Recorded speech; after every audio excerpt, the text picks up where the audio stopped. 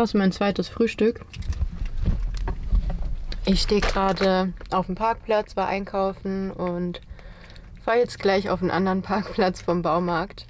Jetzt bin ich doch noch nicht beim Baumarkt, aber woanders. Und ich musste jetzt erstmal eine Lage ausziehen. Ich bin so ein Mensch, der am liebsten ganz viele Lagen trägt, damit er nie friert und immer eine Lage ausziehen kann, wenn ihm zu warm ist. Ich würde jetzt ehrlich gesagt am liebsten mit T-Shirt da reingehen, aber dafür ist es dann doch zu kalt. Ja, ich stehe hier jetzt doch noch nicht beim Baumarkt, sondern beim, wie nennt man das, Elektrofachhandel.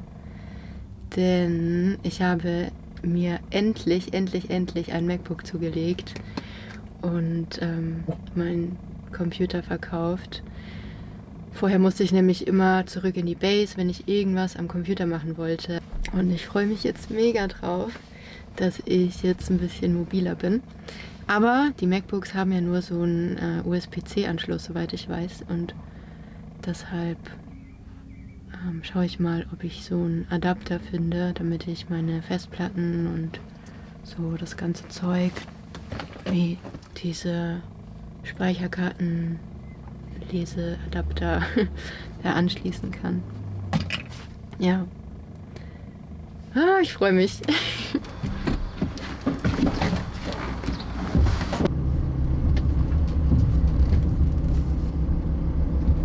Was ist denn heute los?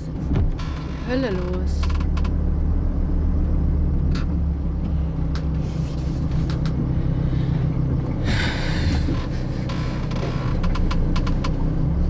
Parkplatz frei.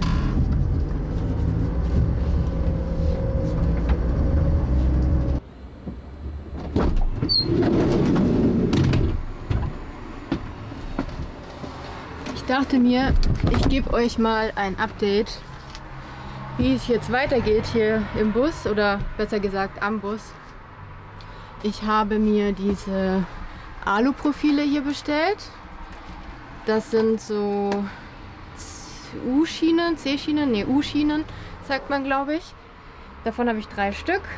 Eine werde ich halbieren und dann schleife ich die einmal an, sprühe sie schwarz und dann kommen die aufs Dach.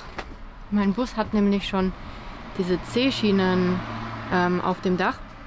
Das heißt, ich benutze die U-Profile einfach als Unterkonstruktion für meine Solarpanels und befestige die mit solchen Hammerkopfschrauben. Mir fehlen jetzt eben nur ein paar Muttern, deswegen bin ich hier beim Baumarkt und die besorge ich mir eben, dann kann es weitergehen. Ich muss mal hier die Tür zumachen, das ist so laut, weil wir direkt am Parkplatz stehen und ich glaube, es ist Mittagszeit. Ja, was wollte ich sagen? Eigentlich sieht es hier immer noch genauso chaotisch aus wie vorher. Hier stehen noch lauter so Bretter oder Fronten, die ich noch lackieren muss. Für hier die Schranktüren und hier ist auch noch keine Tür drin. Ich weiß noch gar nicht, was ich da genau mache. Wahrscheinlich auch 2 Türen, eine große, eine kleine. Das war nämlich eigentlich gedacht für den Kühlschrank. Aber wahrscheinlich brauche ich gar keinen Kühlschrank, sondern benutze das zumindest erstmal einfach als Essensschrank. Ich habe nämlich gar nicht so viele Sachen, die man kühlen müsste und vielleicht mache ich hier noch 2 Ebenen oder eine Ebene und ein paar Netze für Obst oder so rein.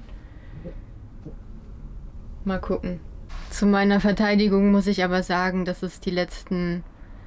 Mir kommt es vor wie 3 Monate, aber es waren wahrscheinlich so 3 Wochen nur geregnet hat und wir hatten echt so gut wie gar keine Sonne und wenn dann nur ein paar Stunden und um zu lackieren brauche ich einfach Sonne oder zumindest gutes Wetter, damit es ordentlich trocknet, weil ich das draußen mache.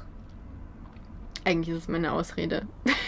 Eigentlich habe ich keine Motivation, wenn die Sonne nicht scheint, aber ich habe die Ausrede, dass ich es draußen machen muss und deswegen auch gutes Wetter brauche. Ja. Und ich habe gerade gesehen, dass meine Haare aussehen, als ob ich in die Steckdose gefasst hätte. Sieht man das? Oh Mann, dieses Haarthema nervt mich echt. Ich hoffe, dass meine Haare schnell so lang werden, mindestens, damit ich die endlich wieder dreaden kann und dieses Haarproblem los bin. Ihr müsst wissen, ich habe meine Haare schon als Kind, ich habe mir meine Haare als Kind nicht gekämmt. Ich habe mich geweigert, die kämmen zu lassen.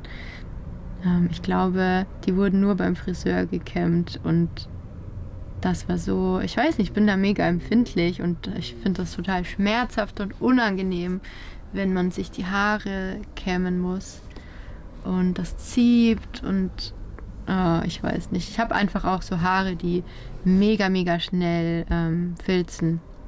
Vielleicht liegt es daran. Deswegen ist es für mich relativ easy, mir Dreadlocks zu machen, weil meine Haare sowieso ganz schnell von alleine filzen. Ich habe mich als Kind auch geweigert, Mädchenklamotten zu tragen. Ich habe nur Jungsklamotten getragen, weil ich das einfach so bescheuert fand, dass ich glaube, das war damals schon, also ich war mir dessen nicht bewusst, aber ich glaube, das war damals schon so der Gedanke, dass ich es blöd finde, dass man jemanden in eine Schublade stecken muss, weil wieso durfte ich nicht oder wieso sollte ich nicht das Gleiche tragen wie meine Kumpels?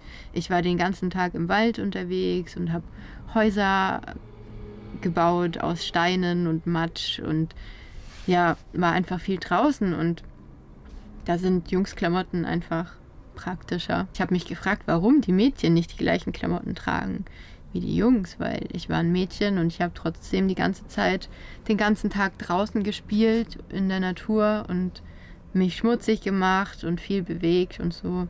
Und ja, wie gesagt, ich habe mich geweigert, die Haare zu kämmen.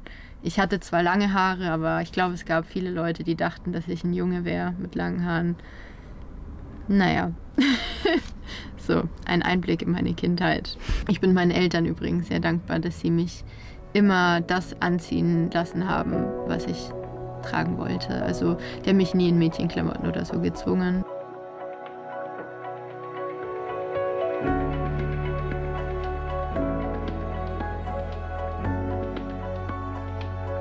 So schön draußen zu sein und nicht krass zu frieren. Meine Gesamtsituation ist gerade einfach nur ein bisschen belastend. Belastend klingt übertrieben. Ich habe einfach die letzte Zeit verdammt wenig Schlaf bekommen. Und nicht, weil ich nicht schlafen kann, sondern aus anderen Gründen. Und das zehrt nach einer Weile echt ganz schön an den Nerven. Ich bin eigentlich ein Frühaufsteher, also es ist nicht so, dass ich bis 11 Uhr schlafen muss, sondern ich bin eigentlich so um 7 schon topfit. Aber es ist weniger als bis 7. Ich will auch gar nicht rumheulen, nur ist das was mich im Moment so ein bisschen, ja doch, belastet passt eigentlich schon.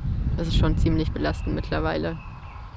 Aber ich versuche immer das Beste draus zu machen und bin da im Vertrauen, weiß, dass sich was ändern wird und versuche jetzt nicht krampfhaft irgendwas zu verändern oder zu erzwingen. Aber wenn wir schon mal dabei sind, kotze ich mich auch noch über mein Auto aus, denn meine Servopumpe ist defekt und das schon eine ganze Weile. Am liebsten will ich es einfach selber machen. Es ist, glaube ich, auch gar kein großer Eck, die Servopumpe auszutauschen. Man muss nur ein paar Sachen vorher halt ausbauen und lösen, ein paar Schrauben lösen und ich glaube den Keilriemen abmachen von der Spannrolle. Nochmal zum Thema Schlafen. Ich könnte natürlich auch einfach hier schlafen und natürlich dann auch ausschlafen, im besten Fall. Nur ja, hat das Wetter die letzte Zeit nicht so mitgespielt. Es war so kalt und heute ist es wirklich schon warm mit 18 Grad. Und trotzdem, also ich werde heute hier den Tag im Bus verbringen und kochen und ein bisschen arbeiten am Laptop oder so. Und einfach ein bisschen chillen mit den Hunden, dass die mal wieder rauskommen. Die sind ein bisschen zu kurz gekommen die letzten Tage. Ja, aber ich bin auch echt froh, wenn ich dann heute Abend vorm Feuer sitzen kann. Ich bin eigentlich ziemlich abgehärtet. Also ich bin nicht so empfindlich, was Kälte angeht. Dadurch, dass ich den letzten Winter in meinem Studio auch nur einen Holzofen hatte zum Heizen und es halt nachts, wenn der ausgeht, schon sehr, sehr kalt wird. Ich glaube, wir hatten einmal minus 15 Grad oder so. Aber es geht alles. Nur wenn man wirklich von früh bis spät in der Kälte ist, im Bus und gar nicht die Möglichkeit hat, mal zu heizen oder sich über Nacht in der Wärme aufzuwärmen oder eine heiße Dusche oder ein heißes Bad zu nehmen oder so, dann wird es halt schon echt anstrengend. Ja, sonst würde ich gerne öfter hier schlafen und hier könnte ich natürlich auch so viel schlafen, wie ich will. Habe ich probiert, aber wie gesagt, es ist zu kalt. Dann schlafe ich lieber wenig im Warmen.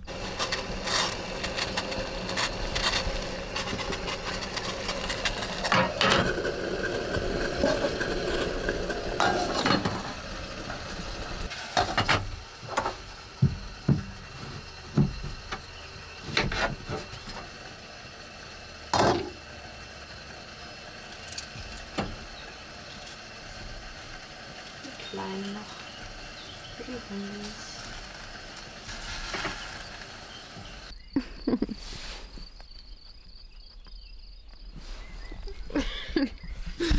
Eine Sache noch. Ich hoffe, es kommt jetzt nicht so rüber, als ob es mir total schlecht geht. Das ist nämlich nicht so. Mir geht es sehr gut und auch wenn die Situation jetzt gerade vielleicht nicht so ist, wie ich sie mir wünschen würde, geht es mir trotzdem gut. Ganz unabhängig davon, was im Äußeren um mich herum passiert. Also keine Sorge.